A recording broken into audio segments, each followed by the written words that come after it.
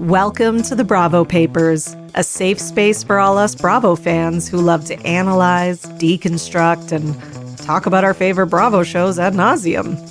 So join me, Bravo and Botox, and we'll catch up on all the Bravo news and read way too much into our favorite shows and Bravo celebrities.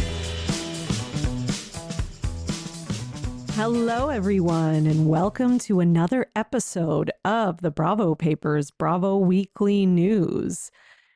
It's kind of breaking news today because, I don't know, something's in the water, something's going on because today is wild. I mean, this week is wild. I feel like it's just been like nonstop since I recorded last of things coming out. So yeah, let's get right into it. Actually, let's not, because I just have to say one thing quickly. Please give me a rating and a review. I would love that. If you like the podcast, if you could give me a 5-star rating and a kind review.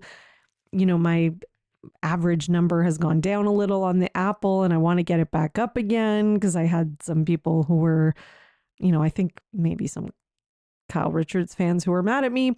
Anyways, so if you could do that, I would love it. Thank you. Also, if you're interested, you can join my Patreon. $5 a month gets you 4 extra podcasts a month. A great deal. This week on the Patreon, I went through the leaked quote unquote text that Kyle sent Dorit. Well, Dorit leaked it. We know. I give all my thoughts on that and why I think, you know, it was passive aggressive and what I think Kyle was trying to do with it and why I think Dorit suddenly decided to just pull this out and bring it to the table, plus all my thoughts on every line of it. And then I also talk about my sort of mini recap on the season premiere of Summer House, you know, why I'm more interested in PK and Dorit's relationship, and some thoughts about Kyle and Mauricio and the finale. Okay. Well, and I also talk about the first part of the reunion a little bit because there was some clips out there already, which I had watched. So if you're interested, check it out, patreon.com/Bravo and Botox. Okay, let's get into it. We are going to, you know, here we go. By the way, I actually thought my biggest story for this episode was going to be Porsha Williams getting a divorce. So on Monday, that was announced and I was like, oh, wow, that's going to be, you know, my like lead story for this episode. But no, then Brandi came out and decided she's suing Andy Cohen for sexual harassment. And I was like, oh, I guess that's the new lead story. No. Then Leah came out and she's suing. And I'm like, oh my God. And then now Rachel is suing Tom and Ariana. And I'm like, oh my God. And then it was like 45 minutes later, Brittany and Jax are on the rocks and living in separate houses. What is happening? I don't know if it's because it's like the 1-year anniversary of Sandoval coming up. I guess somebody was saying, I don't know if this is 100% accurate because I can't remember, but this is like the 1-year anniversary of when Ariana found the text or video or whatever in Sandoval's phone. So I'm just like, okay, I guess that's maybe, I don't know, there's like the vibes in the air, the bad juju or whatever you want to call it. So yeah, things are going on. Now, before we get into all these lawsuits, I just want to say for the record, I think Bethany is behind all of them. So, you know, we have Leah, Brandi, and Rachel, 3 kind of ex-employees who are, you know, scorned in some way and who are sort of bitter and have been a little bit, you know, vocal in their support of Bethany's reality reckoning. At least Leah and Rachel have. Brandi, like she wasn't in that article, the Vanity Fair article.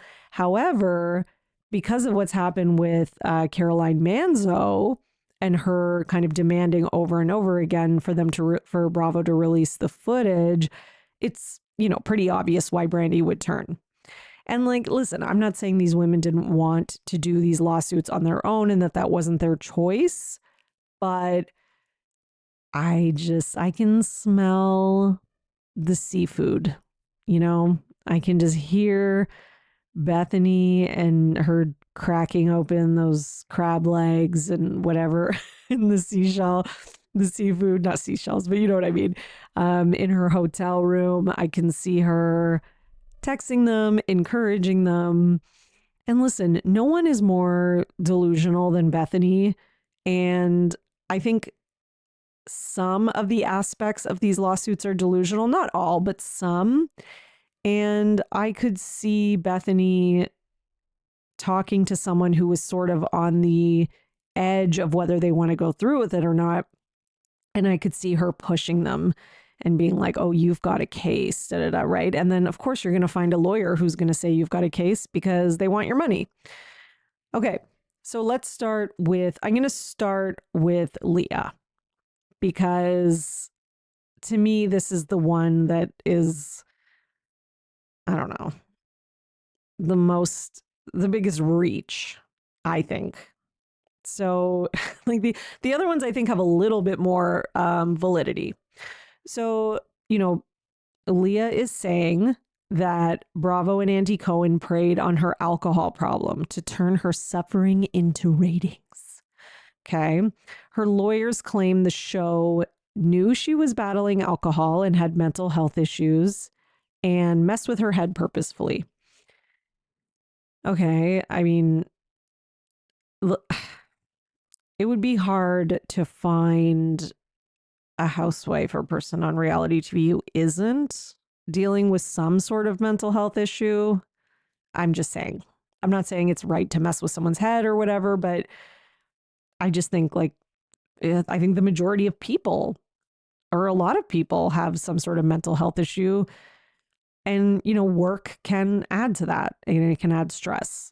I just think that point's a little bit of a reach, because I would say Sonia, Bethany, Luann, all have mental health issues too, probably, even if they're undiagnosed. And I mean, that's kind of the show. The show is about someone's real lives. And if mental health is one of their struggles or battles, that's, the point is you show your life. So that kind of going in. So she also says producers were trying to cause her to relapse and trying to drive her to drink with coaxing and coercion and refusing her time to go to AA. Now, this I've got an issue with, because I just find this, do I believe that maybe there was some pressure maybe from people to drink at some point or whatever? I guess that's a possibility. That's not out of the realm of possibilities, nor is it such a crazy far reach. That could have happened. Again, she's going to need proof. And, I guess the production company could be liable for that. Again, if she has proof. Because she did produce some texts a while ago, after, I think it was when the Vanity Fair article came out, and the texts were kind of a reach, in the sense of they weren't a clear you should start drinking. The only one that was clear was who was it, Marisol or Heather? I can't remember which one, on Ultimate Girls Trip. But again, I mean, that's easy for Bravo, because they can just shift the blame. We can't control what talent says, and, we can't control if, we have someone like Marisol or Heather on the show who says that. That's, it's a little bit of a stretch, I think, from Leah. So she also said, Leah, when she refused to drink, they tried other ways to destabilize her to get an on-camera meltdown, and claims that they landed her in a psychiatric hospital. Okay. I mean, there is zero accountability here for herself. And, I know that's kind of what everyone online is saying, but it's, they're saying it because it's true. But there's a real like desperation here to be the victim. It's one of my biggest pet peeves and just bothers me so much when people are just desperate to victimize themselves. And it seems like Leah kind of has a history of that. So let's read Leah's statement. She says, "This is not a story I ever thought I would be telling. In fact, I was petrified to speak on it and was warned not to. Today, my attorneys filed a lawsuit in the United States District Court of the Southern District of New York against my former employers. Your favorite Bravo shows are run by people who create a dangerous work environment, encourage substance abuse to artificially create drama, and cynically prey on the vulnerabilities of their employees. Some of the stories and incidences that are detailed in the lawsuit have been shown in edited form on TV or reported in media, but many have not. And there will be much more that comes out once the people involved are questioned under oath." So she's assuming it'll get to that. "Today I am taking back my reality. There's something wonderful about the concept of reality TV, that millions of people you've never met can laugh with you, cry with you, empathize with you, and root for you.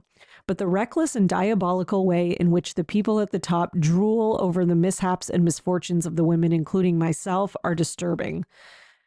I mean, if we're going to be honest, though, the audience drools over them too. Like, that's what the show is. I don't know if some of these women don't understand. We don't tune in because we just want to watch you go to dinner and laugh and have fun and like live a privileged life. Like, that wouldn't be enough. Like, people do watch them because they want to see some of the drama going on in your life, some of the issues you're having and how you're handling it. And they do ultimately want to see conflicts. That is just real. Okay. So, drool over the mishaps. Okay. So it's a workplace culture where toxicity, alcoholism, and pain are not only expected, but encouraged and facilitated. I mean, that's true. But again, is it news? Is it lawsuit worthy? That's another story. That is something I most definitely did not sign up for, nor would I ever endorse. Okay, so this is where you really lose me.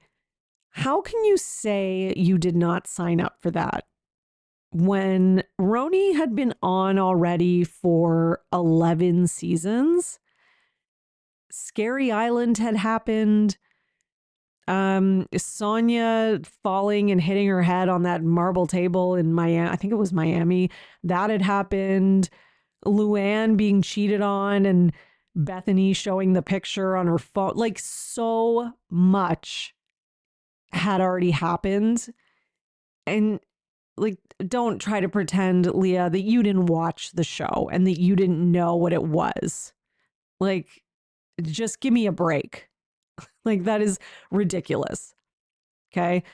So, and again, I understand maybe that there's probably stuff behind the scenes. There is stuff behind the scenes, and that could be what she's talking about. But let's not pretend that you didn't know that these shows thrive off of, toxicity and conflict. That is what they are.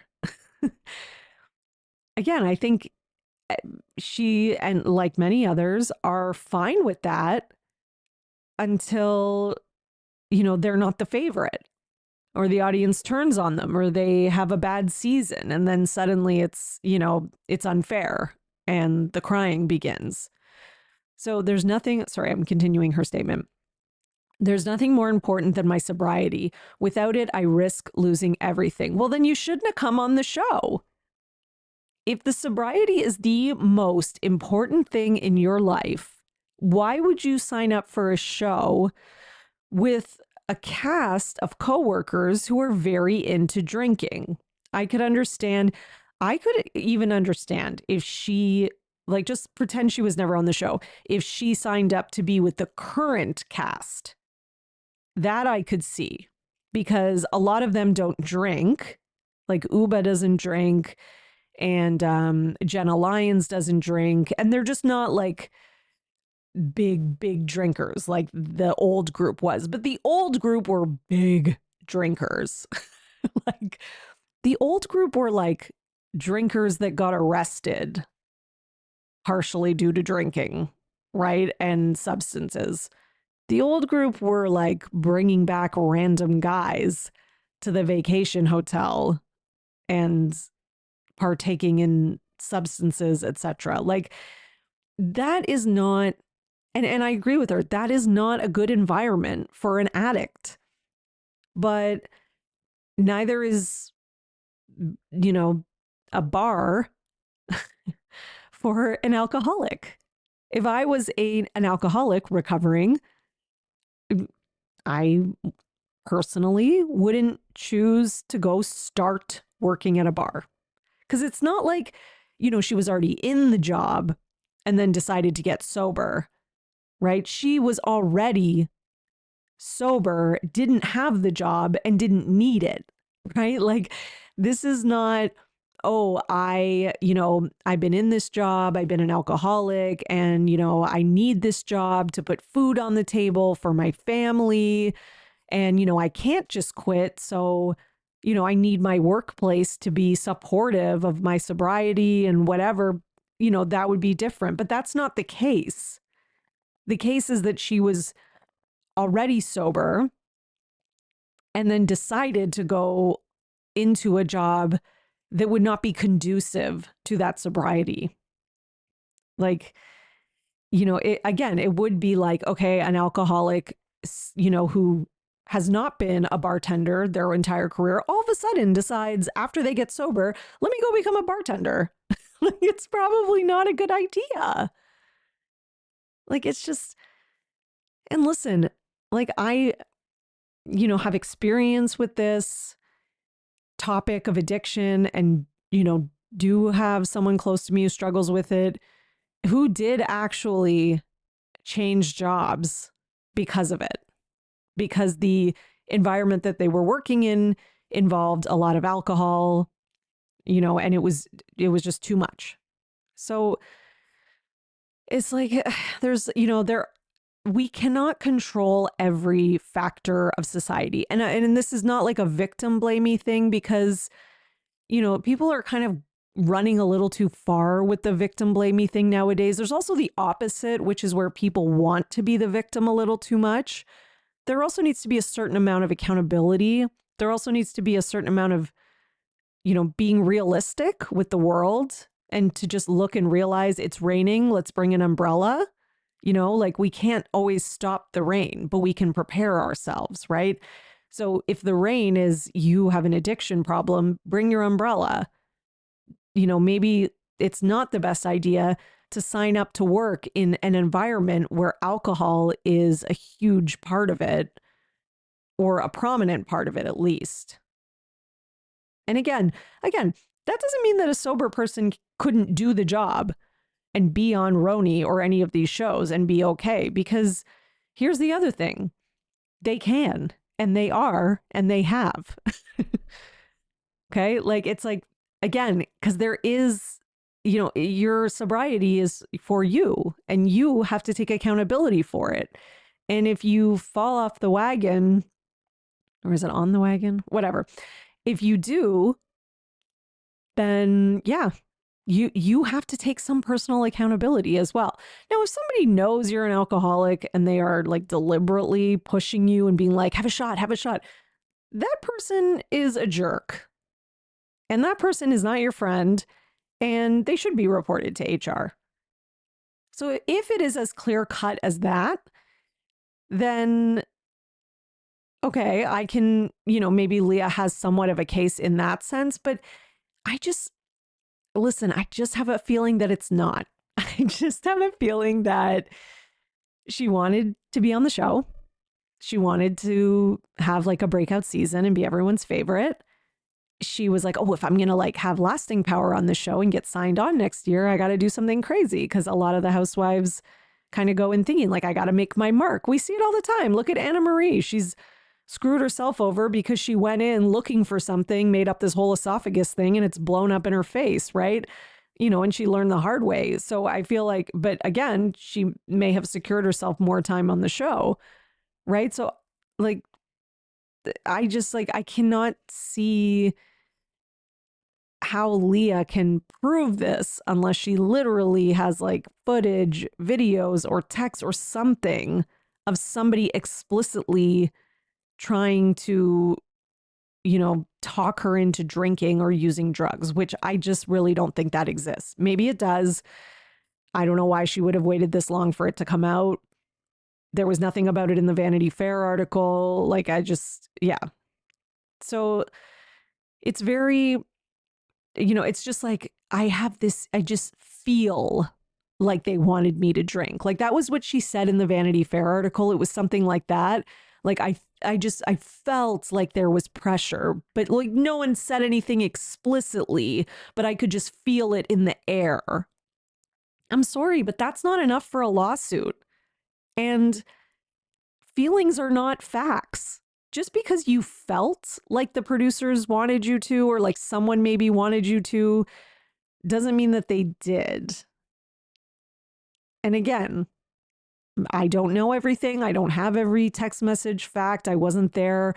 Something could have been said that was explicit, that was inappropriate. That's possible. Yes. But again, she's going to have to produce receipts. So, okay. She also says, I have been very transparent about my addiction and recovery.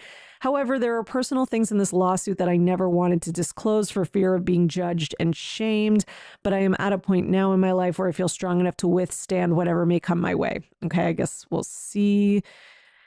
I have love and respect for many of the Bravo talent, and getting to know them was a positive experience in all of this. I may be a pariah to them after this, but I do hope my lawsuit helps reality TV to align with its true purpose, to authentically depict the complexities of life while offering genuine support to those who share their stories.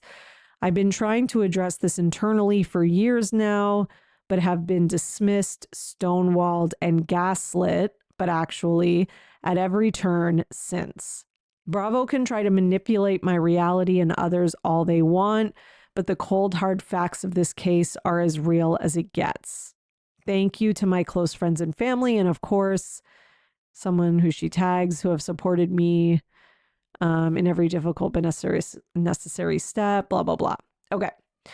So Leah posted this. And again, I think I've pretty clearly given my thoughts. And again, unless there's something that, I don't know that is going to be detailed and going to come out. And I am fully willing to, listen to new details and take those into consideration, and fully willing to change my mind and, concede if I was wrong in anything I just said. But as of now, I can only go with the information I have, as is, all of us and everyone on the internet and everyone reading all this, right? And as of now, what it looks and appears to be is, someone who maybe screwed up with their sobriety, is upset about it because maybe it led them to like a spiral in, with their mental health, etc., and is now kind of salty about it. And it also kind of reads as someone who thought they were going to get another contract on maybe the new RHONY or whatever, or if they were going to do RHONY Legacy, and then RHONY Legacy didn't end up happening and they didn't get offered another contract, and she didn't have a good edit / experience, whatever, on Ultimate Girls Trip, and is bitter and needs some money. Let's not forget that Leah's money that she started married to the mafia with, is it married to the mafia or mob, whatever, was from a lawsuit. Like, she won a lawsuit and she took that money and like parlayed it and used it to start her clothing line. So I mean, listen, and I'm not even saying that as a bad thing. Like, good for you. If you win money in a lawsuit, you should make good use of it, right? You didn't just go out and blow it and spend it. But it's kind of like, okay, I think there's other things, there's other motives and things going on behind the scene. Here's the other thing.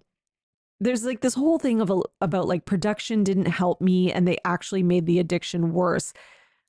There's a part of me that's like, the producers didn't help me and support me in my sobriety.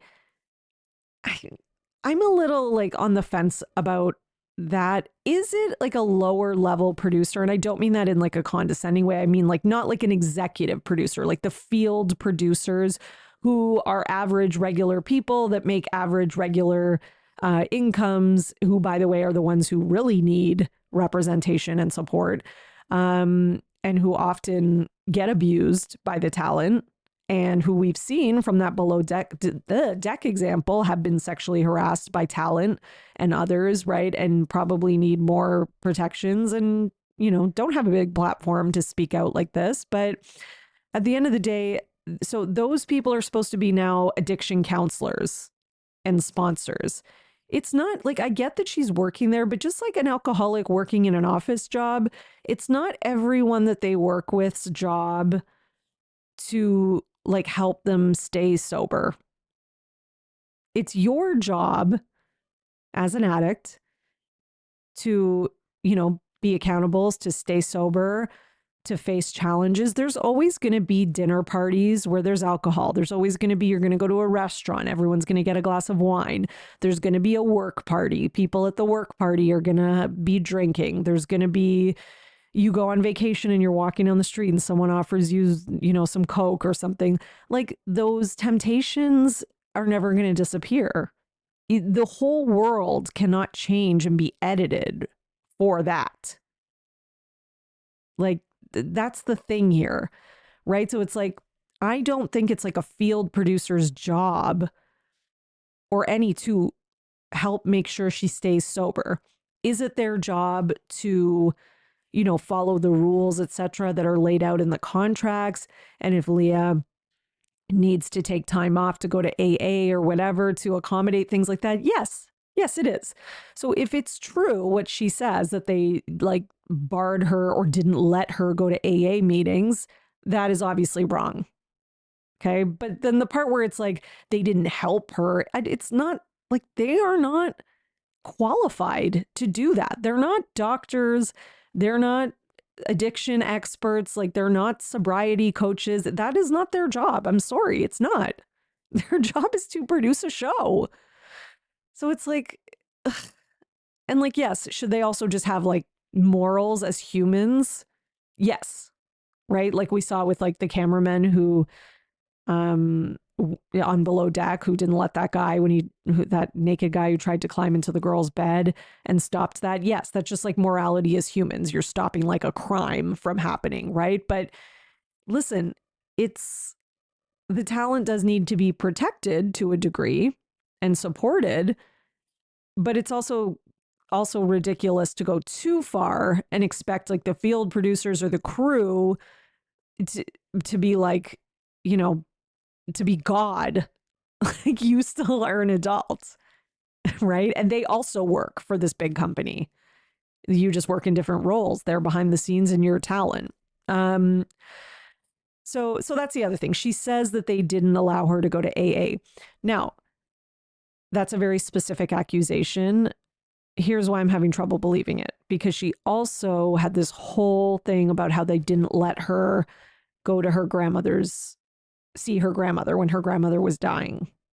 And it's basically kind of come out that was not really true, right? Production has said, we never said she couldn't go. She chose not to go. And then, she felt some type of way about it and guilty, which we've seen. But the coworkers on the show, or the cast, sorry, also said that no one told her she wasn't allowed to go. Here's the truth. They were filming a show. She was new that season. Or was that her second season? I don't remember. But either way, she was pretty new. And I really think that this is what happened. I think she didn't want to miss out on filming. I think she was worried she'd be left out. She wouldn't, like be the star. She'd miss out on like some epic scene that would end up going down as iconic, and she'd miss out on something. And I really think that that's what happened. And that, maybe she was like trying to get like reassurance from the producers that it wouldn't be a big deal if she missed a bit of filming, and maybe they wouldn't give her that reassurance that she was looking for.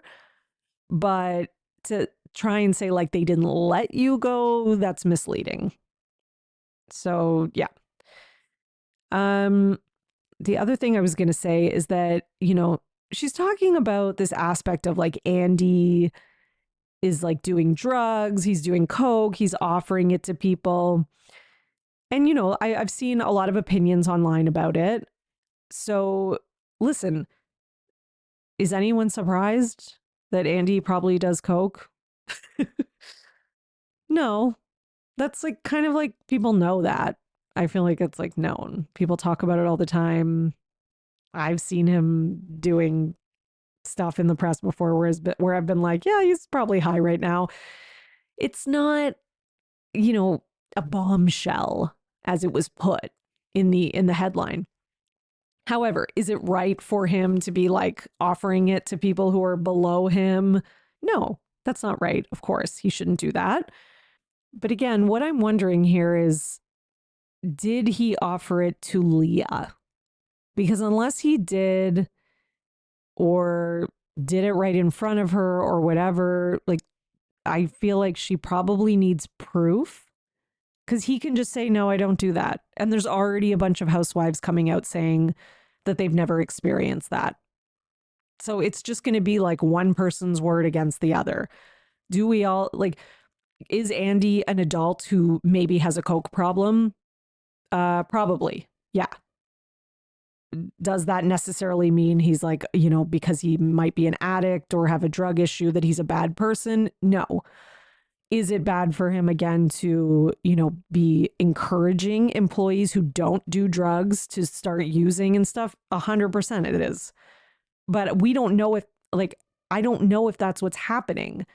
It sounds like he's doing coke with other housewives who already do coke as well, and they do it together and they have fun, which, again, that is a blurry line, because like maybe like a boss and employees shouldn't be like getting high together, but it's not the same though as him encouraging someone who doesn't use to use. So it's not really clear which it is that she's saying. And if she is saying, and you could say, well, it's either way, it's a breach of like, the hierarchy and all that, which, yeah, totally. But again, if it didn't happen to her, because the way it's kind of worded in the article I read is very like, it's just like a known thing. So I'm like, do you have evidence? Like, so you've heard through like gossip or whatever that he's like done coke with maybe certain housewives, or like behind the scenes on Watch What Happens Live, but like that's not enough for a lawsuit. And again, unless she has some like evidence or something, it's kind of a moot point at this. Because here's the other thing. The way that you take down people with that information too, with this kind of industry, because this is like entertainment, is when you have public outcry and people call for someone to be canceled. And unfortunately for Leah, no one really seems to care. Like, yes, there are people who are like, yeah, Andy creeps me out and he's totally uses coke and he shouldn't be doing that with his employees. I've seen that comment, but I've seen it like maybe a couple times. And the other 99% of the comments are like, yeah, we know he does it and we don't care, basically. And whoever he's doing it with is a consenting adult who also does that drug anyways. So it's like, who cares? So yeah, I don't know. I don't see, in my opinion here, that Leah has much of a case unless she's got a bunch of stuff that she hasn't released and has a bunch of evidence and, really believes that if somehow we get these, Bravo executives under oath, they're going to spill and reveal all these facts and stuff, which I just don't see that happening. Like, yeah, it's just, she's coming from a little bit of a Delulu place, right? Especially since we have more housewives who are willing to defend Andy and Bravo than are willing to go against them, at least at this phase. So let's talk about that.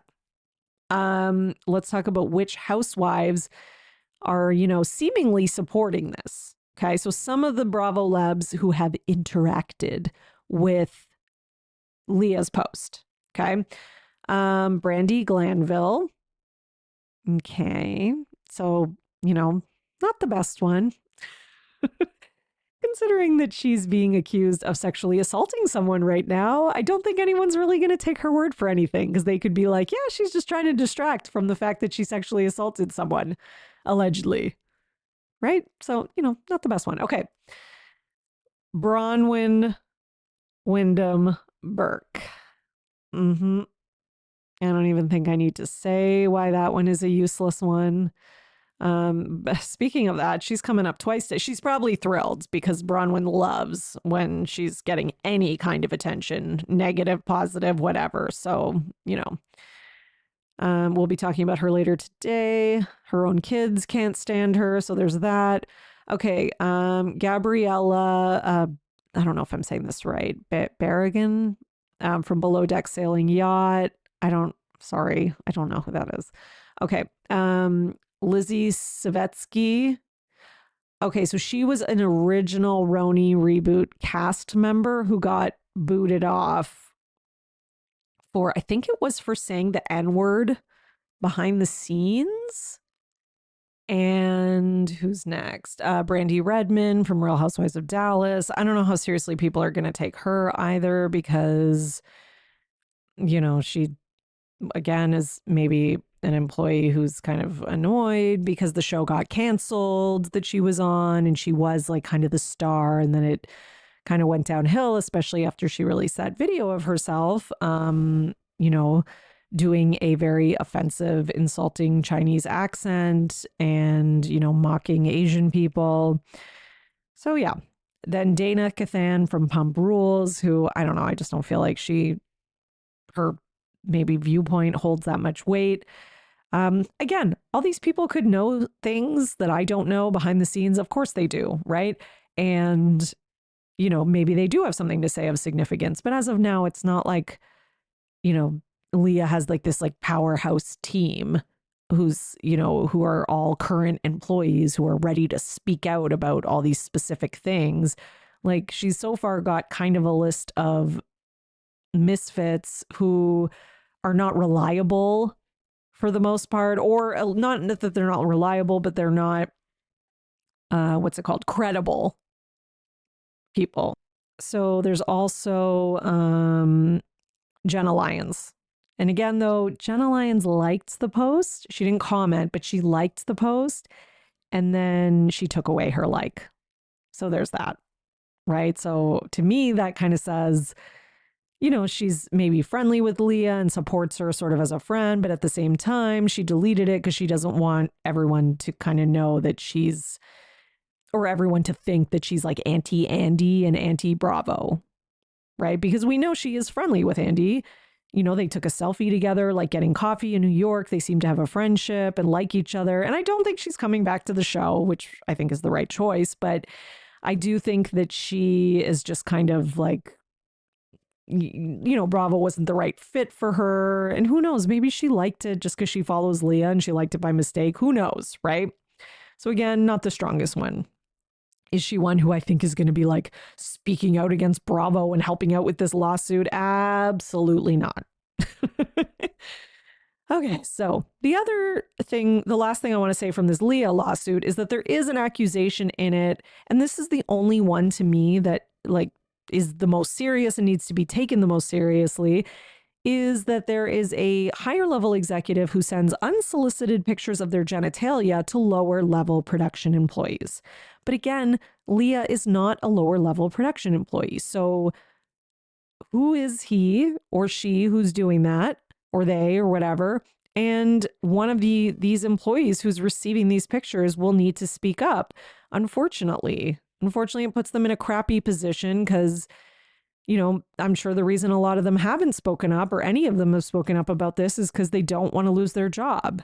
Right. And these are the real people that are sort of like abused in these situations. I'm sorry, but it's not the Leahs, and the rich, privileged women who are already rich and don't need this job and will be fine without it. Right. Those are not really the ones, that for the most part, any of us feel bad for. It is the lower level employees who are just trying to like make a decent living and feed their family and support themselves, and who, yeah, maybe if they speak up, they will be in some ways blacklisted, or it'll be hard for them to get another job in this industry, or they can't afford to miss out on a paycheck, or they aren't qualified for anything else, right? And they don't have family money or a rich husband or some business that they've been promoting on Bravo, right? So like, these are the people who are in the crappy position, right? These are the people that I have real sympathy for. Okay. And these are the people who, by the way, are often abused by the talent, right? Who have to deal with the talent, being drunk and belligerent, right? Who have to deal with, text, annoyed or angry or irritable text messages. The people who are getting their asses grabbed by Michael Darby, who are the cameramen, and then feel like they can't speak out about it, right? Or the woman who spoke out about the guy from Below Deck because he was like being inappropriate and trying to force her to go into his hotel room and stuff. Like, these are the stories that we need to hear. And again, why aren't we going to hear a lot of them, or why don't we hear more about them? Because people are afraid. They're afraid of losing their job. They're afraid of, not being able to get another one after that. They need to pay their bills, right? And this is what I think makes it hard for me to feel bad for people like Leah. You didn't need this job on RHONY. You fully chose it. You already had success and money. The show is about privileged women who, live on Park Avenue and whatever. And I know Leah wasn't like at that level, but it doesn't matter. The type of women who are like Sutton, who are getting $300,000 a month in alimony, right? Like, Sutton is clearly doing this job for fun, for something to do, right? These women are not like the warehouse worker making $7 an hour living paycheck to paycheck. Okay. Like, sorry, Leah, but you went on the show when you were already sober and knew your sobriety was important to you, and you chose this. Okay. You didn't go on because you needed a job and you were desperate and destitute. That's just real. Okay. Okay. So, and again, not saying like it is good, that Leah is bringing attention to whoever that executive is, and that does need to be dealt with. And I hope that they do deal with them. And I hope that this lawsuit maybe forces Bravo's hand in getting rid of that person, right? Maybe there'll be a silver lining, from Leah. You never know. Okay, let's talk about Brandi.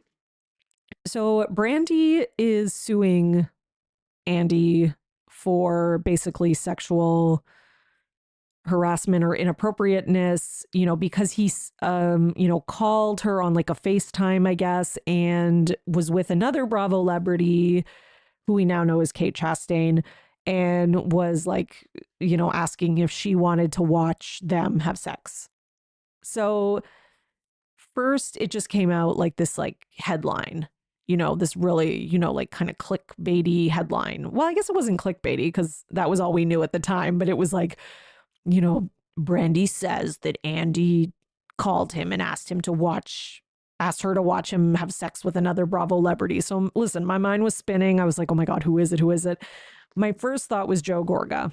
Not going to lie, just because like there's always that rumor joke kind of going around. But the more I thought about it, I'm like, why? If Andy was hooking up with like, a male Bravo celebrity, which I assumed it was a male because Andy's gay, I'm like, why would he want Brandi to watch? And then I was like, that's odd. Like, it just like, it didn't ring true to me. And then the more I thought about it, I was like, maybe it was like just like a dumb joke that went too far. And that's kind of when it ended up being, because then Andy admits that this did happen and says the video shows Kate Chastain and I very clearly joking to Brandi. It was absolutely meant in jest, and Brandi's response clearly communicated she was in on the joke. That said, it was totally inappropriate, and I apologize. So then Brandi responded to that and said, I have not received a personal apology from anyone. I saw an apology that Andy posted to his fans, in capitals, for his mistreatment of me and appropriateness. Here's the thing.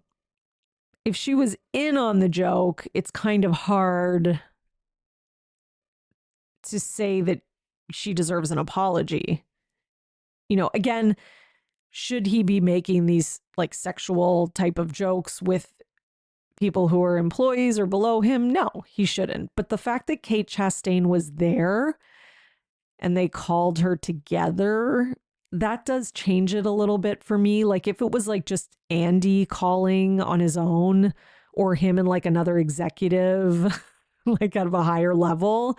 But the fact that like Kate was in on it, was like they were all kind of joking together. I don't know. It's not as bombshell-ish as it seems when you first read the headline, right? So that's one of those things. And again, like, should Andy be doing that? No, he still shouldn't be doing that. And I would hope that he's learned and that he will not do it again now that he sees what can happen, because you never know who's going to turn on you. You really don't.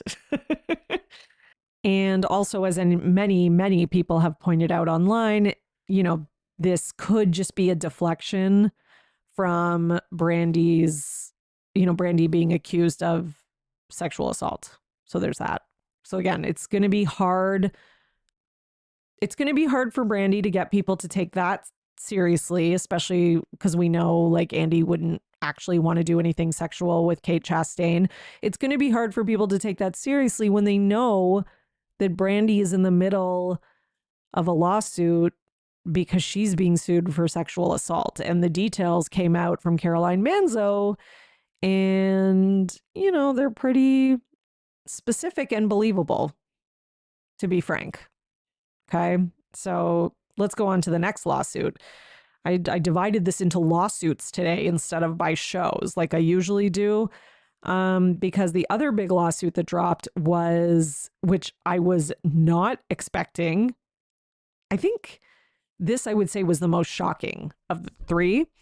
But this was Rachel suing Tom and Ariana from Vanderpump Rules. Now, what's shocking to me about this lawsuit is that she's suing Ariana.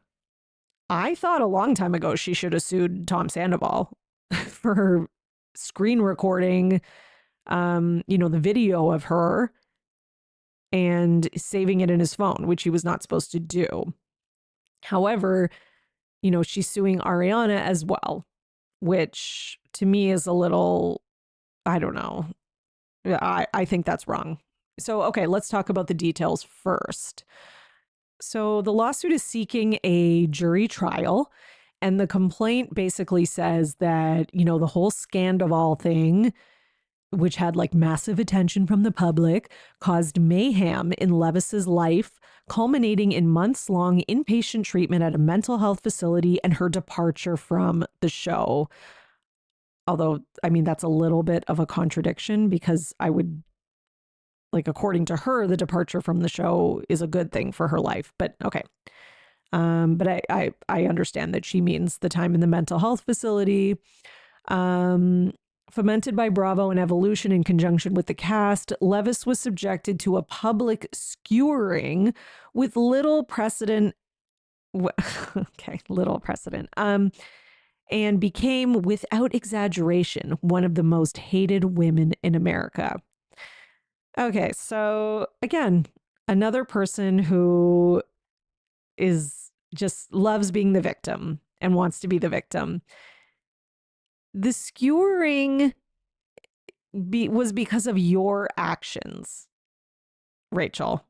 Okay? That was why it happened. The season had already filmed, and you were actually edited and made out as the hero.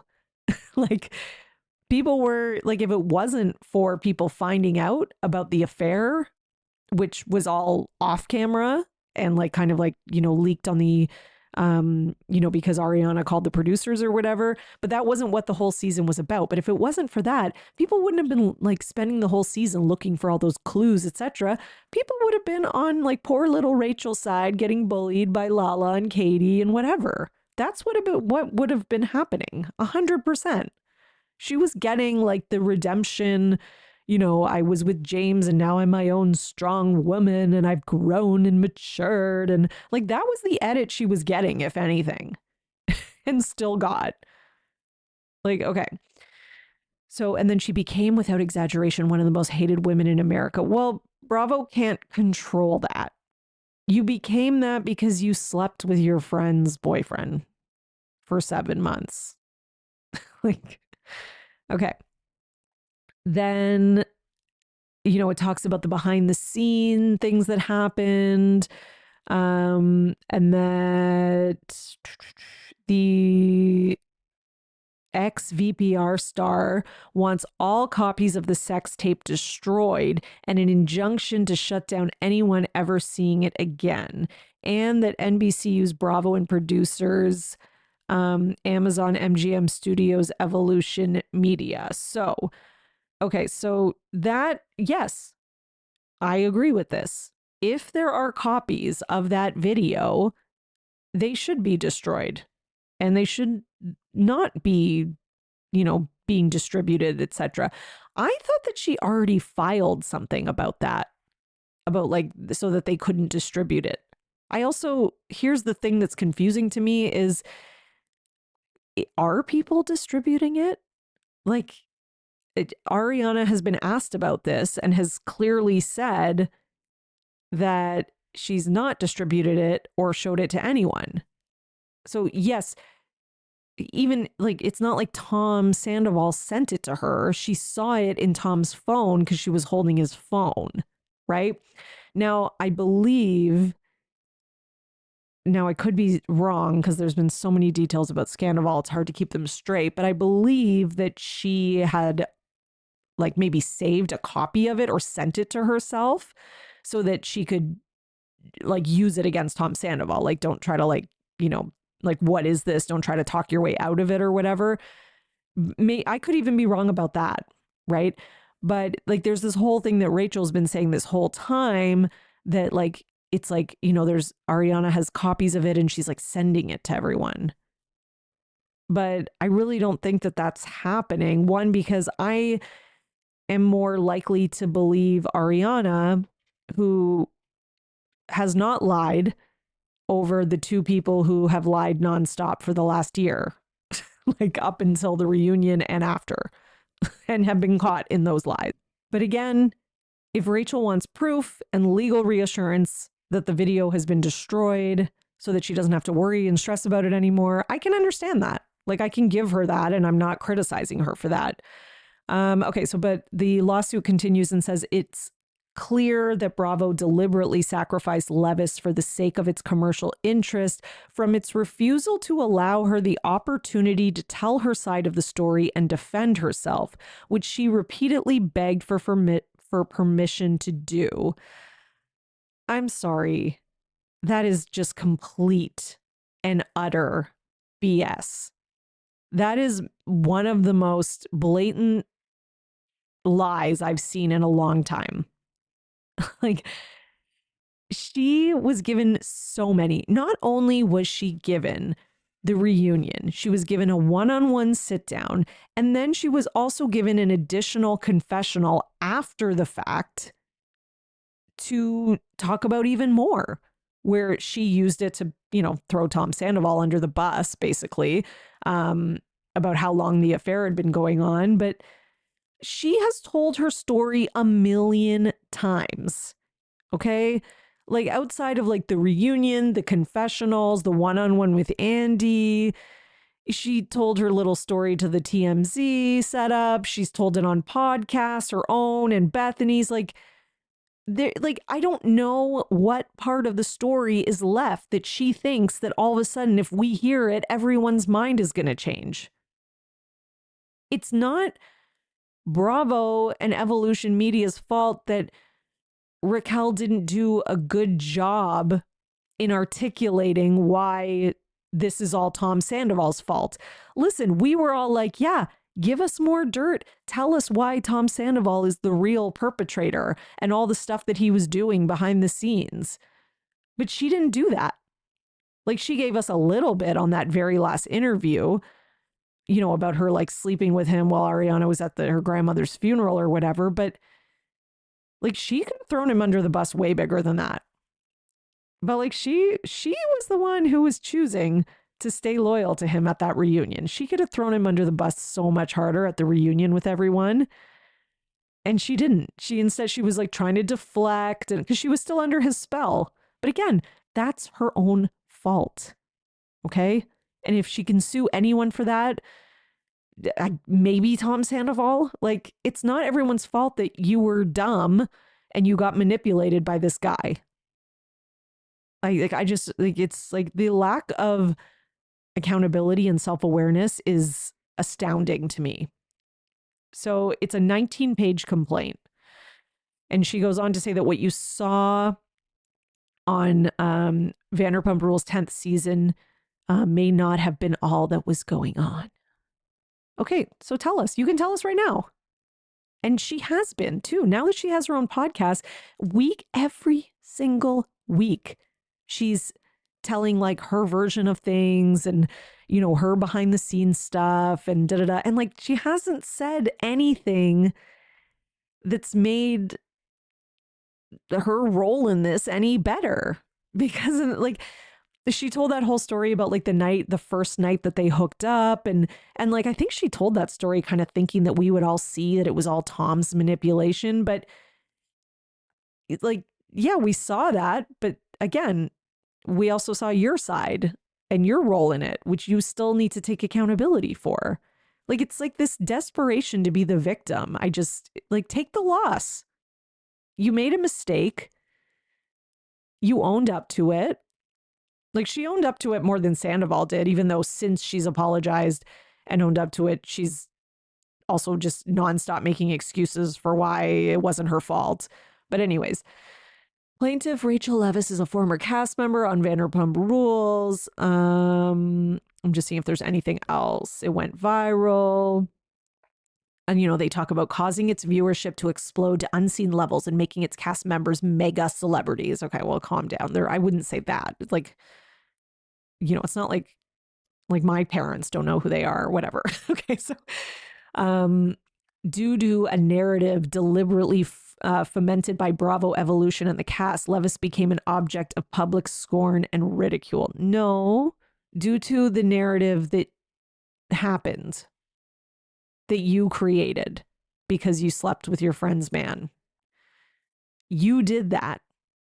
And it's a reality show. The narrative of the show is whatever's happening in those people's lives. What was happening in your life, you made happen when you chose to sleep with Tom Sandoval, right?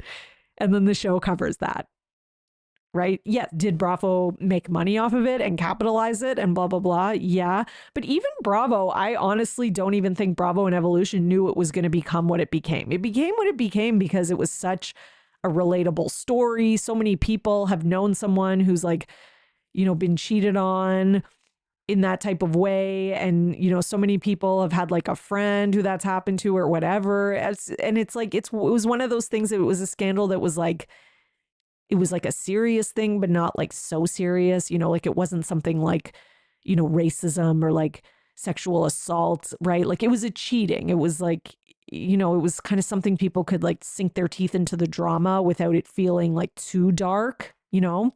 And don't get me wrong, it did start to get dark as things went on. And there was like the mental health stuff and all that. I'm just saying at the beginning. But like to kind of put it all on the production company and Bravo, guess what? If you just hadn't done it, none of this would have happened.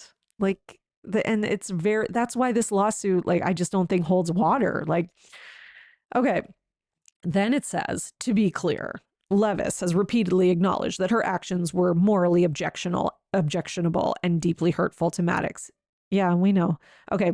She's offered numerous apologies. Yeah, but they're all apologies with a but at the end. Like, I'm sorry I did it, but I was naive, but, right? So anyways, whatever. There's more to the story, however. Lost in the mix was that Leviss was a victim of the predatory and dishonest behavior of an older man. That was not lost in the mix. Not only was that not lost in the mix, it's still being discussed. Like, people are still talking about how Sandoval is a narcissistic abuser who did that to Ariana and then also did it to Rachel and then et cetera, et cetera, et cetera. And he's being criticized nonstop every week by Bravo fans and the New York Times as well, by the way. So lost in the mix was that Leviss was a victim of the predatory and dishonest behavior of an older man who recorded sexually explicit videos of her without her knowledge or consent, which were then distributed, disseminated, and discussed publicly by a scorned woman seeking vengeance, catalyzing the scandal. Okay, I have 900 problems with this, but I'll just give you the main ones. First of all, the whole thing about the older man, like, okay, he's older than her. He's 40. I'm 40. Okay, let's not pretend that this is like a 75-year-old man dating an 18-year-old. And that is how they're trying to spin it. Okay? I am friends with people who have a 10-year age difference who are married. It's not that crazy. I could give it to her if he was like in his 50s even. But like a 40-year-old and a 28-year-old, that's not, I'm sorry. It's not like they're trying to, infantilize her and make it out like she's a child. If she was like 20 or 19 or 18, then yeah, I could buy into it. She's almost 30. Okay? Like this, she's an adult. Is she the smartest adult? Maybe not. But I would say Tom Sandoval's not either. Now, what she does have a case with and what is absolutely valid is that he screen recorded the sexually explicit video of her, okay, without her knowledge or consent. So she consented to the sexual act, but she didn't consent to it being recorded, okay? So I fully agree with her suing Tom Sandoval for that. And if anyone deserves to be sued, it's him, right?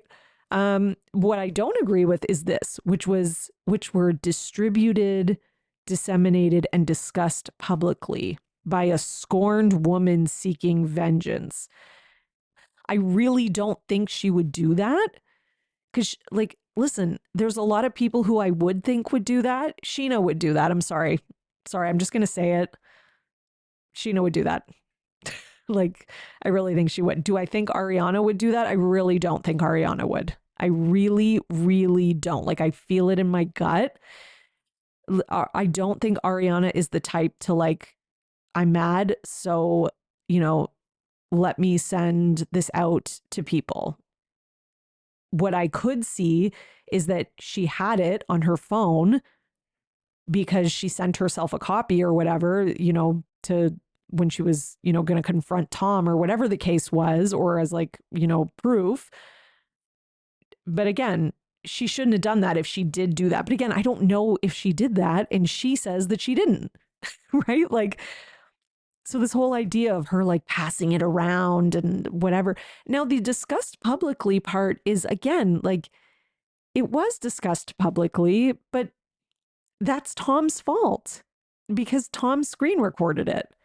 And that's how he got caught for cheating, right? So when Ariana said, I found a video of her, he cheated on me, I found a video of her masturbating on his phone, like, Ariana doesn't know in that moment that that was taken without Rachel's consent, right? Like, if I found that video in my husband's phone, let's just say, I would assume that whoever sent it to him recorded themselves and sent it to him and that it was consensual, right? So I don't even like, I don't think that would have been one of Ariana's first questions. Like, hey, Tom, I found this video in your phone. Does she know you recorded this?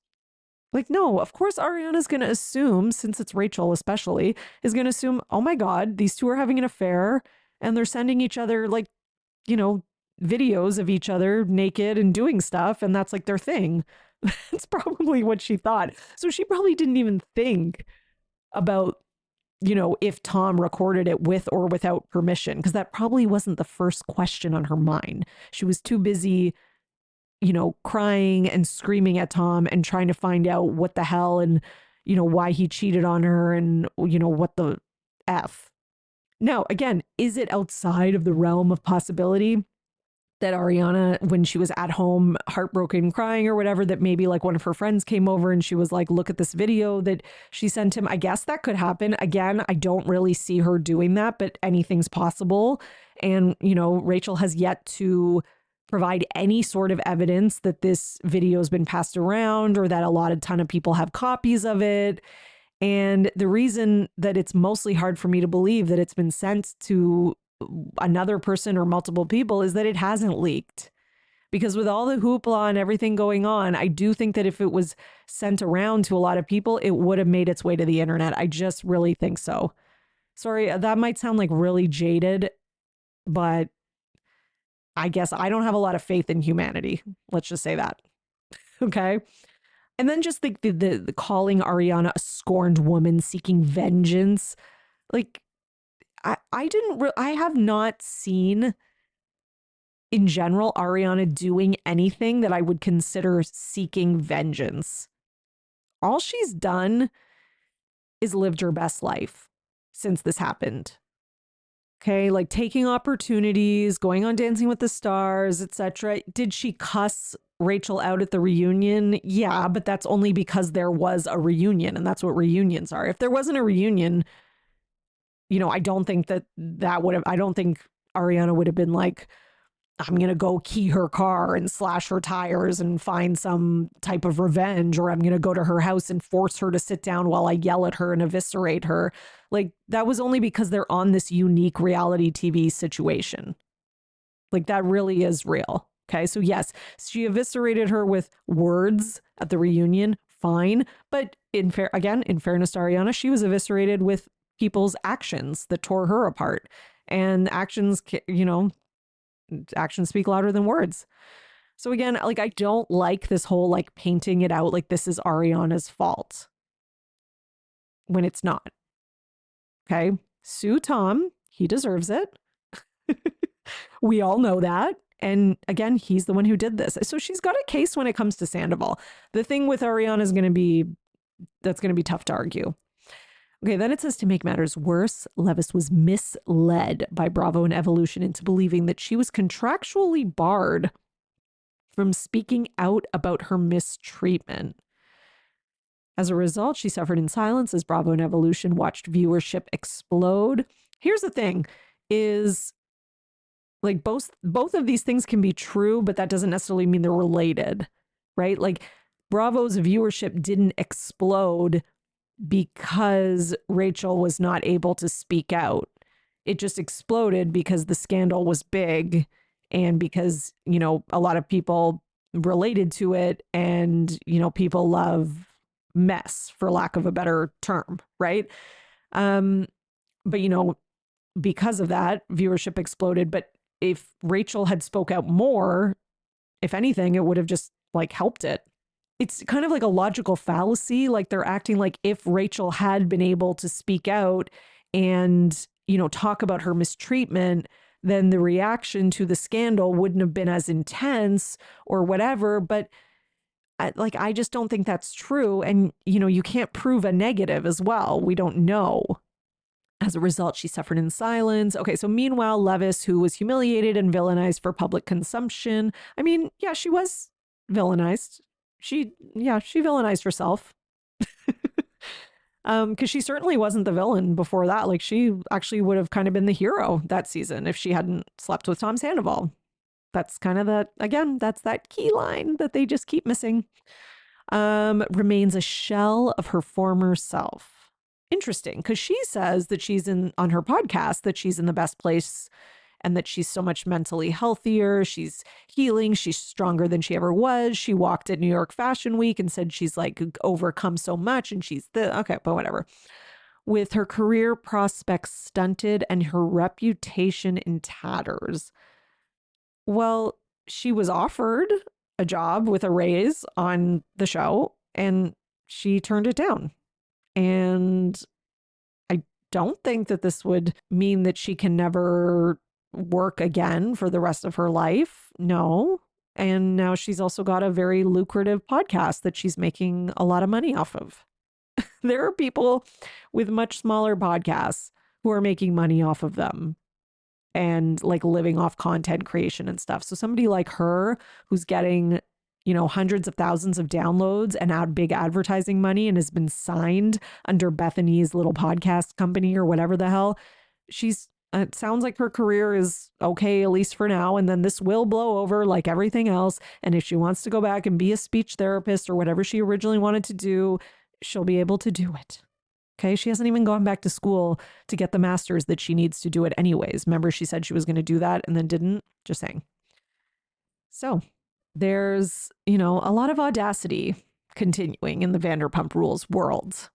Speaking of Vanderpump Rules, though, let's move to something that's not a lawsuit for a second. Okay, so let's talk about Brittany and Jax. Oh my God. So just when I thought, literally, I opened my phone for Instagram and I saw the news about Rachel suing. And I was like, oh my God. And then, when you like pull down your feed on Instagram and it refreshes and then it popped up with the Jax and Brittany thing. I was like, ah. Okay, so Jax and Brittany are allegedly, well, not allegedly, they're taking time apart. I was going to say allegedly because I was going to say they broke up, but Brittany is not, admitting that it's a breakup. She's going with the like, we're on a break narrative. Okay, so, she said this on podcast, so confirmed by Brittany on her podcast. If you want to listen, the timestamp is 43 minutes and 14 seconds. But, it's like a lot, like it takes Brittany a lot of words to say something that's pretty straightforward. Okay, like she dances around it quite a bit, but, I've pulled out the part that you need. Okay, because God, listening to her on a podcast is truly painful. I don't know how her and Jax have a podcast. Like, oh God. It's just, I find her, the way she talks, very annoying. Okay, so yes, marriages in general are very hard, and I've had a particularly rough year in mine this past year. Jax and I are taking time apart, and I made the decision to move into another home. That's the shocking part, right? To take some space for the sake of my mental health. I won't get into too many details right now because this is still very hard to talk about, and I'm taking things one day at a time. I don't know what the future holds, but right now my focus is on being the best mom to Cruz, and I love you guys. Pray for us and everything will be just fine. We're good. Okay, so you're not good though if you're living in a different house. I mean, they're done. I'm just my prediction, right? I think a break is often, a stopover on the way to break up. It sucks because like normally I would just be like, whatever. But since they have a kid, that's where I get a little like, oh, like I do feel bad. When there's a kid involved, I just feel bad. I really do. Because I can't help but think of my own daughter. I know their kid's pretty young, but still, like, it's confusing for the kid. They don't know why. They don't understand. But then on the other side, is Brittany probably better off? Yeah. Like, I just can't listen. Jax might be a great dad and good as a parent, but do I think he's a good husband? Probably not. Let's be real. It's Jax. I'm asking a lot of questions to myself and answering them today. Has he probably cheated? Yeah, I would say he has. And maybe, it's like she found out this time, right? So the story goes, this is the word on the street, quote unquote, that him and the Toms, every problem goes back to the Toms, doesn't it? Okay, so that they were out, the three of them, gallivanting as they once were, and, having a boys' night, and that, Jax cheated.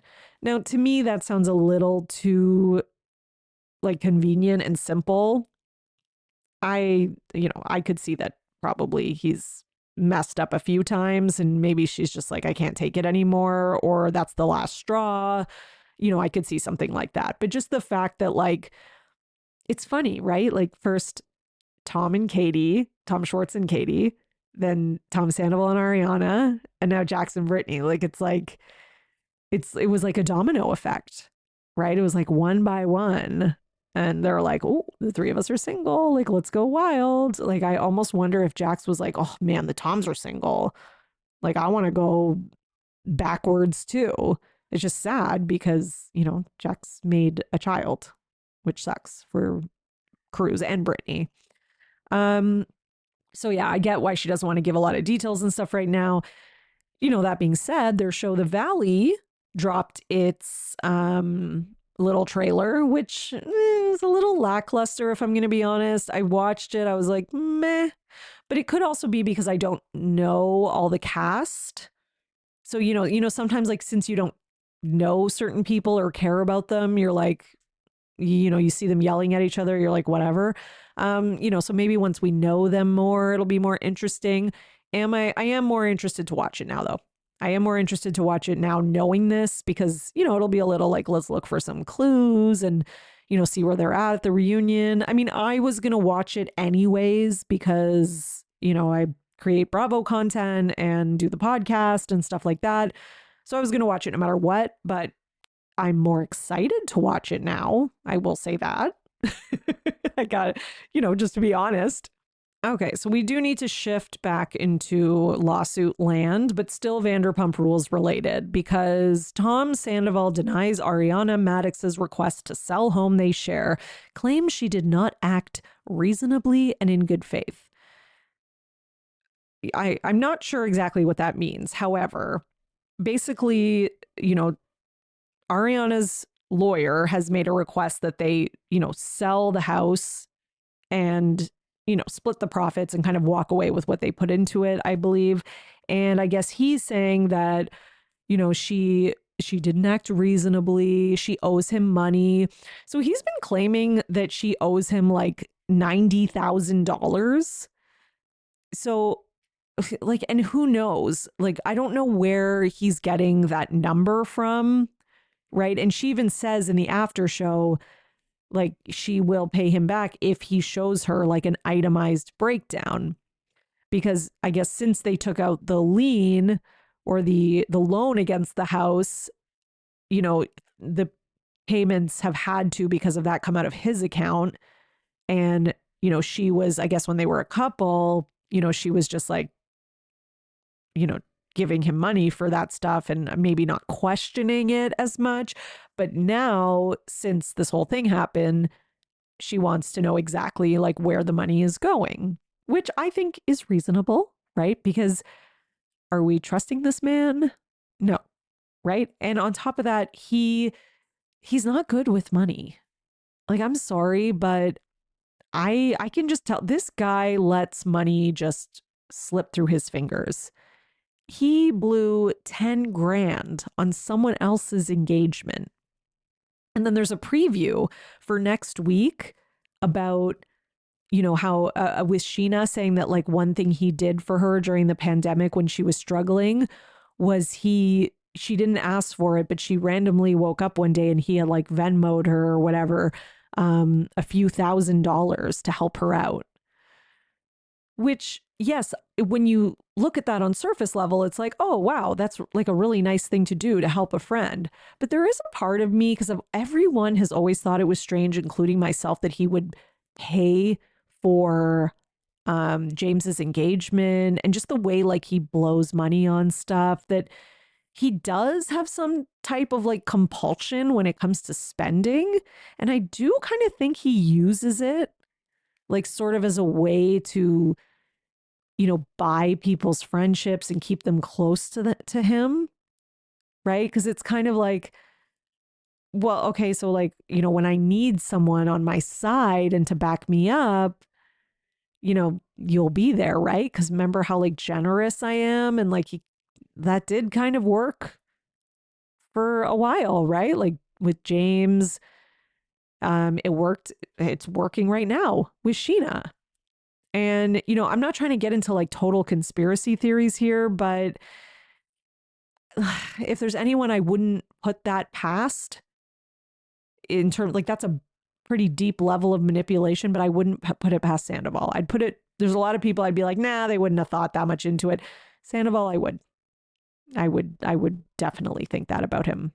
Right. And he is one as well who's very into like appearances, material things, the way things look on the surface. Like he's like takes so much time with like his hair and his stuff. And like he sees that as like a representation of value and worth. Right. So I could see him like equating, you know, giving money to people with like how good of a friend he is. Right. So, you know, even if he's maybe not the best friend in other ways. So, yeah. Point of that whole long tangent is Ariana should get a breakdown of stuff. And it's also, again, just hard for me to believe, like, where's this 90 grand coming from? Like, where's he getting that number? Like, okay, last week I bought you a latte and then I bought toilet paper those 2 weeks and I bought batteries and pens and you didn't. 90 grand. like, like you've got to have a little bit more than that, Sandoval. Okay. Now SNL, by the way, roasted Sandoval. So even though they were making fun of him, I bet you he's secretly happy about it. But they did like a little skit. It was part of their, you know, how they have that segment where they do like the news, and they had this like cold guy who I think was supposed to be like the winter frost or whatever, something like that. And basically like they made fun of how Sandoval made the comparison to George Floyd in the New York Times. So, yep. The ripple effect of Sandoval continues. All right, what is our next story for today? Okay. Oh yes. So let's talk about Real Housewives of Beverly Hills for a little bit because, you know, the first part of the reunion aired, and in that part, we see Dorit releasing texts that she got from Kyle before the reunion started. And Dorit felt like these texts were, you know, manipulating her and basically like texts that were trying to silence Dorit because her and Kyle, you know, are having kind of an off-screen beef in the sense that they hadn't spoken. And then all of a sudden the day before the reunion, you know, Kyle texts her and is like, I don't really think we need to talk about this. You know, they don't even know we're having an issue. And yeah, so listen, I'm not going to go into like a big long thing about it, but long story short, I read the text a few times. I agree with Dorit. I didn't agree with Dorit with really anything at the reunion except her beef with Kyle. But I do think that it was passive aggressive and it was manipulative, and she was trying to shut her up, right? Because Kyle, you know, didn't want more heat on herself at the reunion. And I do kind of think like it gives Dorit more of a storyline. And I get the impression that Kyle's maybe trying to like push her out. So, and maybe she won't be pushed out now because she's got a storyline, which is her and Kyle's friendship, right? And that plus PK could be Dorit squeezing one more season out, right? And Dorit needs it. Let's be honest. Okay. So there's that. Now I do go into full detail and analyze the text and, you know, give my like complete thoughts on it on Patreon, like I said at the beginning. So if you're interested, patreon.com/Bravo and Botox. I think I recorded like an hour and 20-minute episode. So talking about Beverly Hills and Summer House. So if you're interested, check it out. Okay. Now, the thing that really stuck out to me, though, that I really want to talk about in relation to that is that, you know, Bethany, of course, has some strong opinions about this. So she, of course, did what she does and made a TikTok or whatever. And, you know, says that she's, you know, disgusted that Dorit would air Kyle's private texts. Okay. I got to talk about this. Bethany is disgusted that somebody would release texts from somebody else. Bethany, who on the air recorded with cameras, hears a picture, Luann, of your fiance making out with someone at the Regency and let me wait until cameras are up and not give you a heads up and tell you ahead of time and show these texts, okay, in a devastating way. Now, I understand those weren't like Luann's texts, but those were sensitive information sent to Bethany that she then shared on air. And I'm sorry, but that's just one example, okay? Give me some time. I can find 100 more. Like sharing texts and receipts, like that's become a norm, right? Like there are literally reunions where you have two housewives on either side of Andy holding their phones in his face with their like, look at that, with their proof. Bethany was one of those. Her reunion with Carol. She's like holding up the text. She's like, see, huh? Like texts have become a thing. Now, I get it because it's Kyle, and Kyle's so good at like making herself the like poor little victim all the time that I guess maybe even Bethany's buying into that. But again, but she's not. Let's be honest, she's not buying into it. The only reason Bethany's even saying anything about this is because it helps to feed her like reality reckoning narrative of the toxicity of the show and blah, blah, blah. So the other thing in relation to this story as well is the idea of Morgan and Kyle blaming, kind of blaming and implying that, you know, some of the media circus and hoopla around her and Morgan's relationship is because of Dorit. I gotta call BS on this. I'm sorry. Like I'm not gonna let this woman gaslight us anymore. She has spent the last few months calling paparazzi to take pictures of her and Morgan in Aspen, in Paris, in all these places where, like, I'm sorry, but the paparazzi are not following Kyle around everywhere. Like, yeah, maybe she'll get a random shot of her once or twice, but like, it's literally like every week, not to mention the, you know, professional photography, glamour shot level pictures of her and Mauricio and her kids in Aspen that I'm supposed to believe are random paparazzi shots. Give me a break. Okay. She has, and then she makes this music video where she's like practically making out with Morgan and it's all like sexual. And then she's like, you know, going to her shows and they're like canoodling and this and that. And it's Dorit's fault for like one comment in a confessional. Or for Dorit like making a joke of like, oh, do I have to get your, you know, do I have to tattoo your initial on my arm in order to spend time with you? Like that is not what is causing this, Kyle. Like, give me a break. So there is a blind though floating around kind of in relation to that this is from Dumois. Subject, loved up. The country music singer is set to premiere their relationship in a very public way. The loved up pair shot a highly coveted magazine cover, which will drop shortly and be a shock to many. Okay, so allegedly that is Kyle and Morgan. I mean, we're going to be like, oh, they admitted it finally. In terms of it being a shock to many, I think that's a little bit too much artistic license taken on that email. Will it shock me? No. The only thing that'll shock me is that Kyle admitted it. That'll shock me. But in terms of like the fact that they're together, like, no, the writing's on the wall. I mean, again, I wouldn't be shocked either way. There, to me, in my head, there's as much chance that they are really together as there is that it's all a publicity stunt, right? It's a 50-50 shot. So neither result will shock me. And it's also interesting to note that, okay, so the account that originally kind of blew up the whole Kyle and Morgan thing, which was at Face Reality 16. And if you don't follow them, you should, because they're great at Face Reality 16. You know, they do a lot of like deep dives and internet sleuthing and stuff like that. So they were the ones who kind of put together like the original deep dive with all the evidence that Mauricio and Kyle, you know, might be split up. Right? And might be separated and that Kyle might have this relationship with Morgan.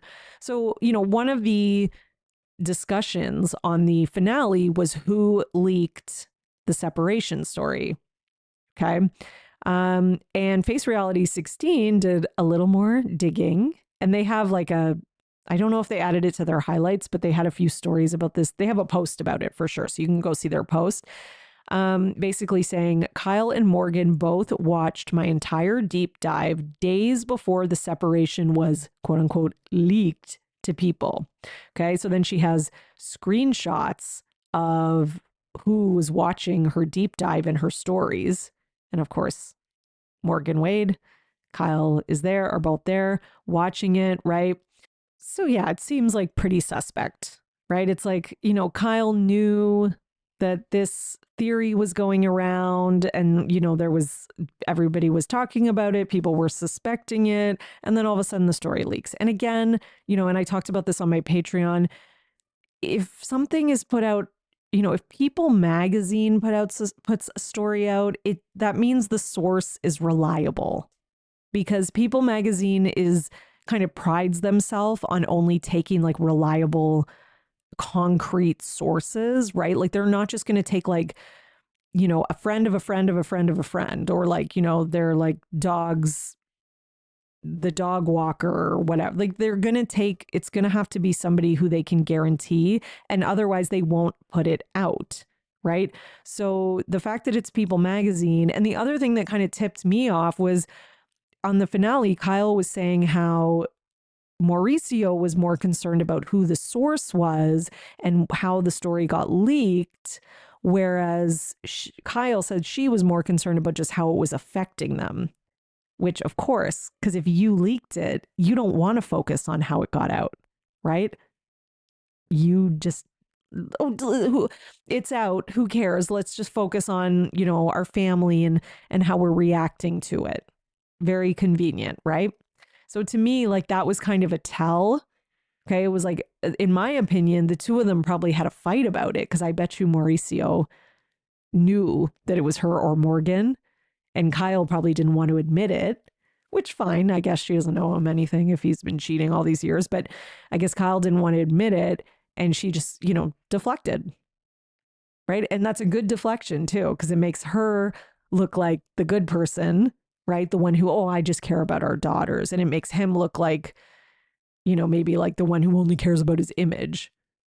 Okay. But I think she was misrepresenting it. I think he probably knew on some level it was her. Maybe they fought about it, and that was what really happened.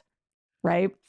And again, if I was guilty of leaking it, I wouldn't want to focus on who leaked it either. I'd want to focus on something else. Right. In other Beverly Hills news, there is an update with Erika Jayne. So Ronald Richards, the attorney, posted on Twitter the other day. I'm going to read it here. Devastating day for Erika Jayne. To our surprise, the federal court, in a short opinion, denied her slap motion to dismiss Christopher Salia's case. Erika Jayne will now face a trial on allegations she falsely got her costume designer charged. Nothing is ever a lock in court. Congrats to Marco. This is one of her worst losses, as she won't be able to delay this trial, and the facts are bad for her. So if you watch The Housewife and the Hustler Part 2, a big part of it, and a part that's got a lot of people really upset in the audience, including myself, and a part that also just reminded us that Erika's kind of a bad person, or that she is a bad person, is what she did to this poor designer. Okay. So Christopher Salia this is from the LA Times, accuses Erika Jayne and her estranged husband of having weaponized the Secret Service to maliciously prosecute him in 2017 to secure a $787,000 refund from American Express at a time when the Jayne family was in desperate financial straits. Okay. So basically, Salia is the co-owner of a costume merchant, Marco, and they design outfits for a variety of pop stars. And he was making outfits for Erika Jayne. Okay. Along with her assistant and choreographer. And they had, you know, purchased a lot of costumes and services from them in 2015 and 16. So this was like kind of like the height of her like Erika Jayne-ness, I guess. And then you know, Marco or whatever, they charged stuff to the American Express. Okay. So charges that were owed to them, and for buying like supplies. And like, this is like Erika doing her, like, I have to have like the best of the best and the most quality, and everything's going to be designer and me, right? And I guess basically Erika and Tom said that the charges were unauthorized. Okay. And Tom had some friend, Tom Girardi, in the Secret Service and used that connection to go after this guy, which resulted in his business falling apart, him losing everything and going to jail.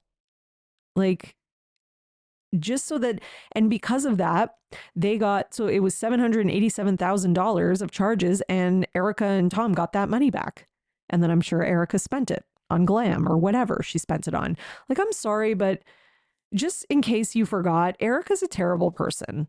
I know she's like thinner all of a sudden and is like trying to have the, and there is a reason I'm saying that, because I feel like she like lost weight and a lot of people are like, think of her as a different person. I really think that that happens, right? I think people do get tricked subconsciously more than they think by appearances. And then people think she was like so funny the way she told off Denise and blah, blah, blah.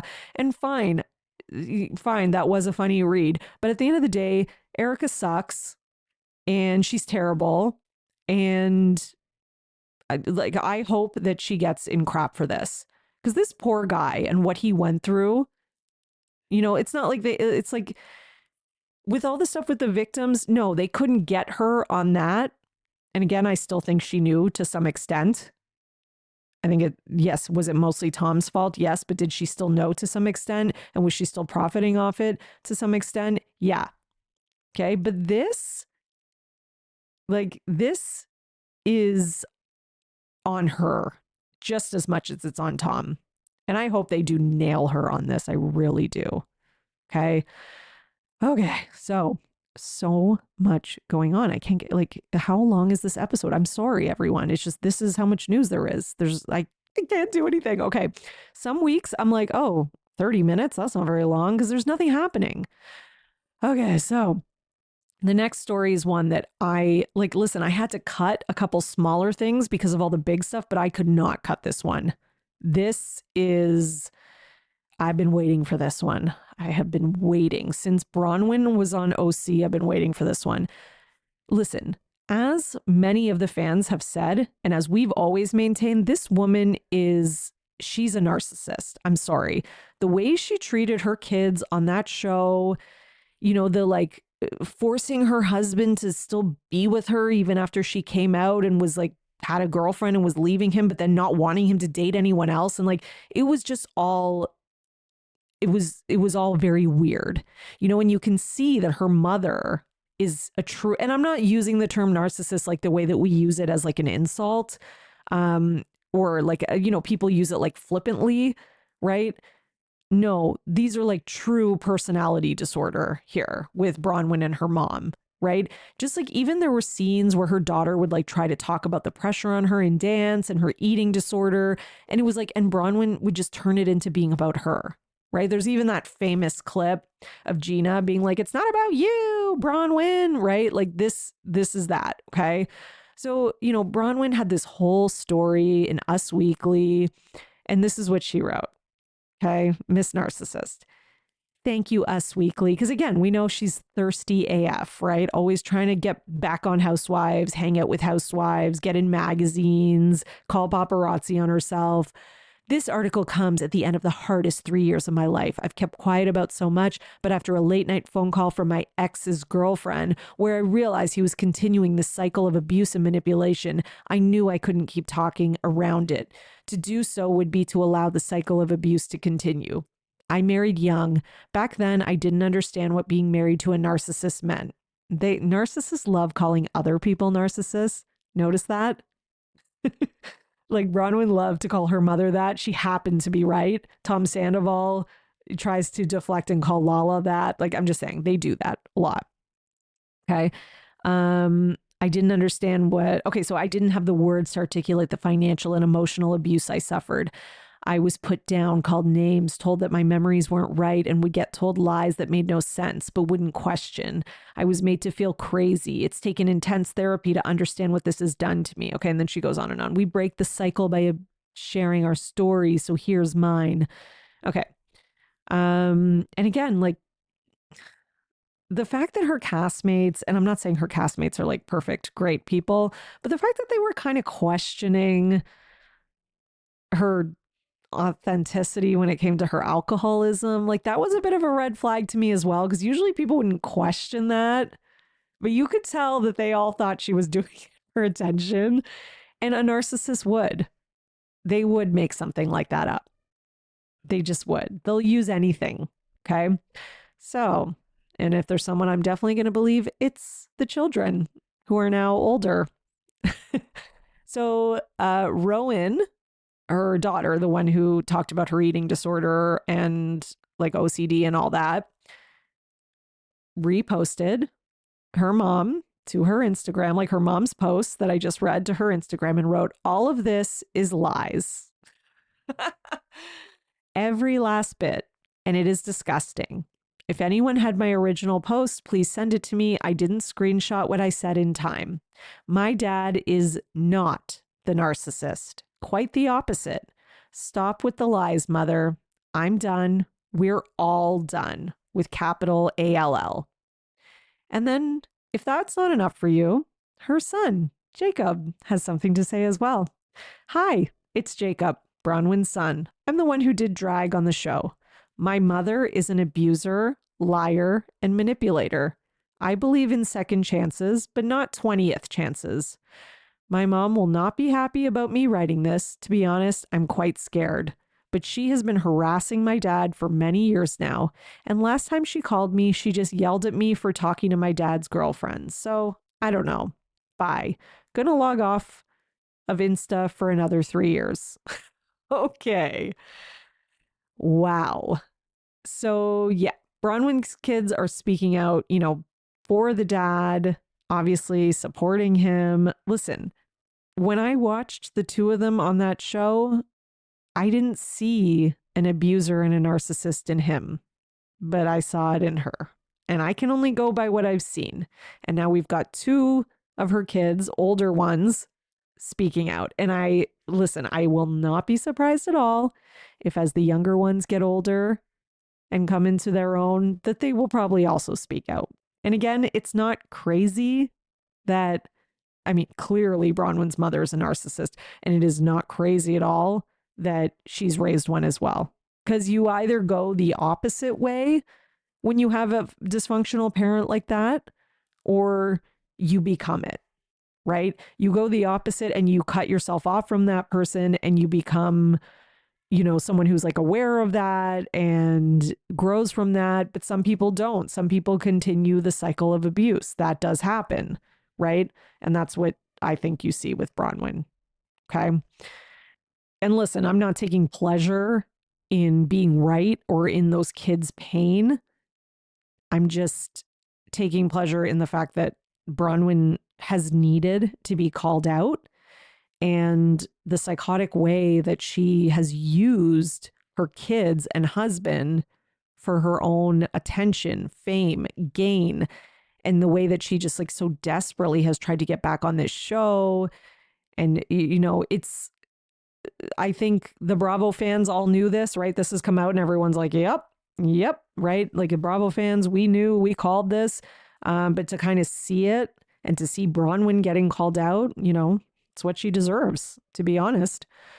All right. So we are going to end off on some Real Housewives of Atlanta news. This was honestly my lead story, but so much crazy stuff has happened. And now this happened like on Monday. So it's like the oldest quote unquote news now, instead of being the freshest and biggest, because there's just, this week has been crazy. Okay. So last week I reported on Porsha coming back to Real Housewives of Atlanta and on her husband, with the deportation charges. Okay. And then I finish recording, I post my episode, and Porsha files for divorce. Like, excuse me? Okay. So Porsha has filed for divorce from her husband, Simon Guobadia, and there's been, that was like the original big bombshell, but they were only married for 15 months, right? And listen, the very cynical part of me is like, this is so Porsha too to do, because she does a lot of times this one, and she's always done this. She did this with the ex too. She kind of waits until like, and I know in this case, she hasn't been on Atlanta and she's just coming back to it, but she waits till like in between. She's kind of Kyle Richards-ish in this way. She waits till in between to like do the divorce and drop it. And then when the show's airing, you know, she's like the puppet master and she can like control the narrative, right? And here we go again. Okay, it's like she gets signed on to Atlanta, you know, drops the divorce news in the press. So now when we see her on next season, we're not going to see the conflict and the stuff she's going through with him. We're just going to see her just like dealing with, oh, the aftermath, and I'm divorced, and here's how I'm like, you know, coming out of it. You know, it's going to be that again. Okay. And she did that with, what was her ex? Dennis, I think was his name. Like, granted, they weren't married, right? But the breakup happened before filming started, right? So again, we saw like the aftermath of that. Okay. Same with her first husband, Cordell, right? Like it was like they did the reunion. He didn't show up. She defended him. And then we came back and it was like she was divorcing. So it's like the divorce was announced though before the season started. So again, we saw the aftermath. Now we did see a lot more, I will give her, with Cordell, with the whole like settling it and dealing with him. So there was more of that. I will say that. But again, that was like, there was already an acknowledgement of a divorce impending and of issues. And then when the show was on the season before, she was trying to play it like, you know, we have this great marriage and relationship. And she also kind of had to prove herself that season when she came back with the divorce with Cordell, because they were going to cut her. And it was like Nene and others who fought and fought to get her a second season. In case you didn't know that, that is true. Okay, so long story short, she's getting divorced. And she has asked a judge to enforce the prenup between her and Simon, and reportedly wants each party to keep their assets to themselves. So I guess they had that kind of agreed upon, you know, beforehand. And apparently her and Simon signed their prenup a few days before their first wedding in November 2022. And it, you know, each party's separate property interests and marital property interests. The wife requests that the prenuptial agreement be enforced by this court and be made a part of this court's final judgment and decree of divorce. She has also said, or put out a sort of warning through the court to Simon that he does not destroy, conceal, or alter any files about his finances. Okay. And this comes shortly after we have found out as well in the news that he has been slapped with an $800,000 lawsuit from NetJets for unpaid private jet bills. See, there's always sketchy stuff behind the money. Okay. If it's not clear where it's coming from, there's usually something sketchy, right? All these videos, Porsha flexing on social media with her, here's the new car Simon got me, of her on the private jet. Oh, he's not paying for it, right? Like, and I would not be surprised if that's part of why she's leaving, right? I could see this being similar to Erika and Tom, and I said this before, of like, you know, the something isn't adding up with the money, and now the wife is jumping ship before, you know, it hits the fan. Like, I could see that. And the fact that she doesn't want him to be like, you know, concealing, altering, or hiding, that kind of tells me that maybe like he's going to try to do that so that he doesn't have to give her as much, or that he has like stuff that he's trying to hide. Okay. So then there was this Instagram post where, you know, Porsha posted, you know, thank you for your prayers and support. She also changed her Instagram name, by the way, back to Porsha Williams. So she changed her last name back. And then Simon posted, will stop loving my wife when divorce is final. Okay. And then people were commenting, and somebody wrote they must be trying to ship him back. And he replied with like laughing face emojis. And then somebody else commented, if immigration finds out your sponsor, be it your wife or other, has a criminal record, it is not going to fly with immigration. And Simon replied, yep. So is he saying that because Porsha has a criminal record, because she does, that is what's preventing him from immigrating or from moving to the US? Because we know that the big story before this was that he wasn't able to come into the US and that he kept getting rejected or like kicked out or whatever. And it was reported that that was because of his criminal activity or whatever, shady things. But now, you know, his reply to this comment is kind of that it might be because of Porsha. So does that mean that this is like they're getting divorced and then maybe he's going to come to the country and then marry her again? I don't know. Or that they'll be together, but just not I don't know. It's getting complicated. It's getting more and more complicated. So the last piece of Real Housewives of Atlanta news that I want to end on is just like something small but important, so I wanted to put it out there, is that Marlo is officially out and Sonia Richards-Ross is also out. So they have not been asked back for season 16. I don't think Sonia has confirmed, but Marlo has.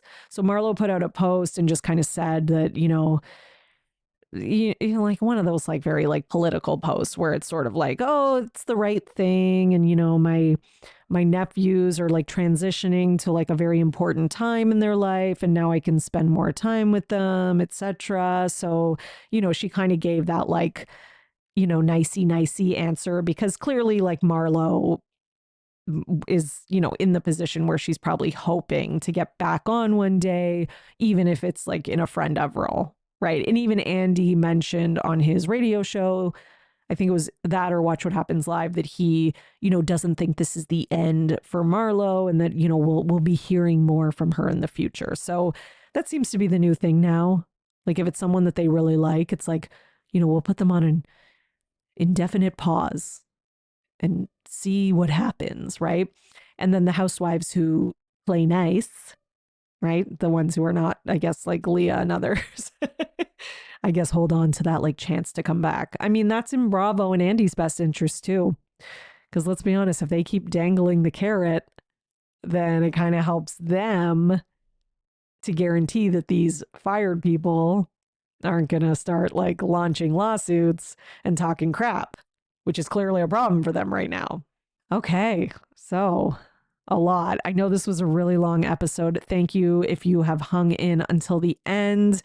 I hope that you enjoyed it and that you got some of the, you got at least the news stories that you care about or all of them. And you are definitely now in the know for everything Bravo. See you next time. Thanks for listening, everyone. Your support really means everything to me. And this show wouldn't be possible without you, the listeners. So please, if you enjoy the podcast, leave a 5-star rating and subscribe so you don't miss an episode. For more, you can join my Patreon, patreon.com/BravoandBotox.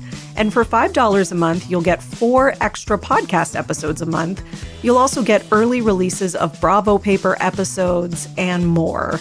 Please also subscribe to my YouTube channel at The Bravo Papers and follow me on Twitter, Instagram, at Bravo and Botox and at The Bravo Papers. If you'd like to buy me a coffee, you can at buymeacoffee.com/Bravo and Botox. You know, send your love through some much needed caffeine. And any guest that was on today's episode will be in the show notes, all their social media and contact information. So thank you so much, everyone. Keep overanalyzing Bravo.